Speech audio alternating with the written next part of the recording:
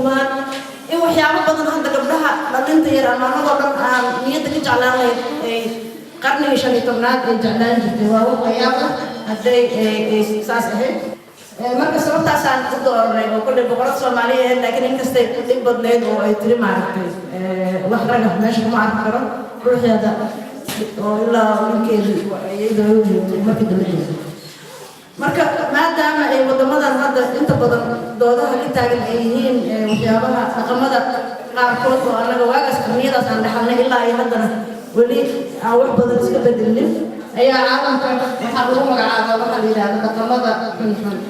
marka dhaqamadaas xunxun oo ama dhaqanka horta sidiisa waa wax soo jireen mar walba hal mar bilowda ma wax dadku qarniyo ee iska daba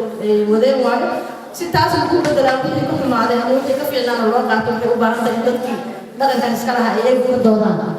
dood ay sameeyaan maxaan ku rahdaa ay sameeyaan inay yidhaahdaan dhaqankeena noocaas ahaa ma fiicnaa mise waxbaan ka bedelnaa mise sidiisaan ku daynaa marka sababtaasaa keentay iyo inaan fiirno Soomaali ahaan naftarkeena dhaqamadeena maxaa dhaqankeena isdhihi karnaa kaasna waa dhaqan fiican oo inaan sii wadnaa loo baahan yahay iyo dhaqankeena isdhihi karnaa meeshaan ama ku noolnahay ama waddankii naftarkiisaba wuxuu leeyahay maaragtay dhibaatooyin oo in laga tago loo baahan yahay haddii cilmi lagu bedelo lahaa markaa laga hadlaya carweelo macnaha maxaa mashruucan aan intii tii horeetaan sameynay iyadoo ay barooba ahayd dadka waaweynka keliya ay ahaayeen haddana dooda markii bulshada dhexdeeda iyadoo ay wax ka hadasho oo ay tiraahdo waxaasaan ugu xun iyo waxaanaan ugu fiican iyo waxaana u aragnaa waxyaabaha adduunka loo yaqaano caadooyinka xunxunka waxaa ka mid ahaa oo annaga markaan doodeena dhexdeeda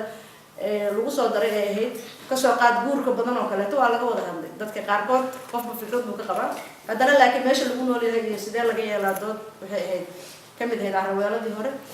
iyo marka kalena xagga qabiilka oo kaleeto dad baa yiri dhibaatada waxa noo keena waa qabiilka waxaan ku dar lahayn inuu yahay waxyaabaha dhaqamada dhibka sababta waa waxa halkaan la keenay ama dagaalkaba dadku ay isugu bilaabeen waa laga yaabaa waan run haddii la fiirsho aan la fiirsho kulli waa la isku dhex jiraa nin fiican oo xaaskiisa kaalmeynaya waa jira gabar xun oo iska wareegaysa adii maalin oo ilmeedin wax warqabin oo ilmada dhalaysa dadana iska wareegaysa waa jirta marka aniga concurrency-gaas waan ka soo horjeedaa waxaan aaminsanahay labada qof oo wanaagsan inay ayagu muxuu ahaa labada qofoodba inaynu muxuu ahaa labada dhinac inay ka timaado caruurtana taasaa u fiican aabuhuna inuu dhinaciisa ka wanaagsan yahay hooyadana dhinaceeda heel veel overeenkomsten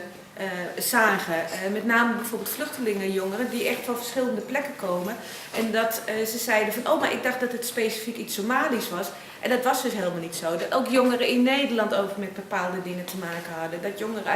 uit Aziatische landen, uit nou, Amerika, ik noem maar wat, ook allemaal. Met dezelfde problemen te maken hadden, dezelfde discussies vaak hadden. En dat hielp echt heel erg voor jongeren om er meer begrip van te krijgen van wat is er aan de hand en wat kan je doen. Als laatste wilden we nog even snel zeggen over het project. Het project, daar hebben we het al heel tijd over, maar in ieder geval even concreet. Het project duurt 2 jaar. We gaan 2 jaar lang discussies organiseren, bijeenkomsten organiseren, et cetera. Oh, te snel. Hè? Oh, dat is zo. Nou ja, de afgelopen.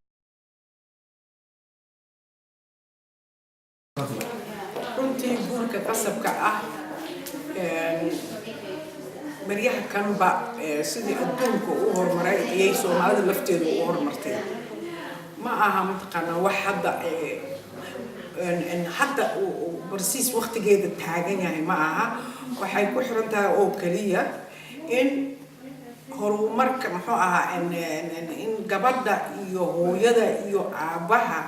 ay wada tashtaan ay wada hadlaan oo reerkaas haddii laga rabo inuu reerka sii dhaqmo fikirka hooyada iyo gabadha iyo odagaba in meel isla dhigo muhiim waay laakiin dhaqanka ah Soomaaliya marka ka hadlayno wadankii Soomaaliya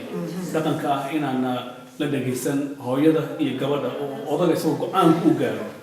dhaqankaas isna soo dhibaato kuma aha in guurkii qasabka ahaa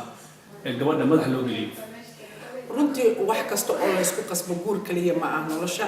wax kasta oo la isku qasbaahay ma qurux badnaadaan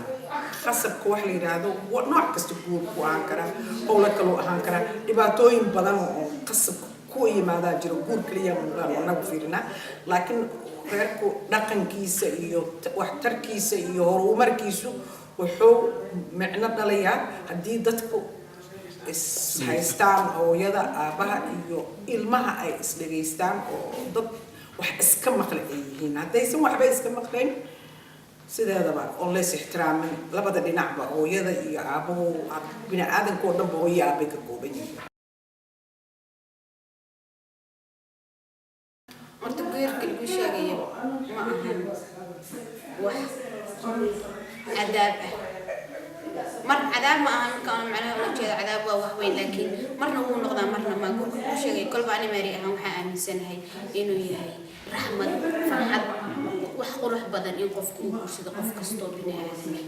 inuu guursado laakiin qofka bini aadamka waxa uu sahlayn guur kaliya ma ahan iban haddaa tiraahdi kac halkaa fariisa haddii aan dhimin laakiin ay u khasabtid waa wax aad u adag guurkuna wax yar ma aha waa waxa qofka bini aadamka noloshiisa ugu muhiimsan maadaama guurka lagu dilaamay wax fiican oo qurux badan marka lagugu khasbo wuxuu kula noqonayaa wax wixii wanaagsanaa ka soo horjeeda soo waxay ila tahay kolba nolol aad u adag marka aad qofaada rabinin lagugu khasbo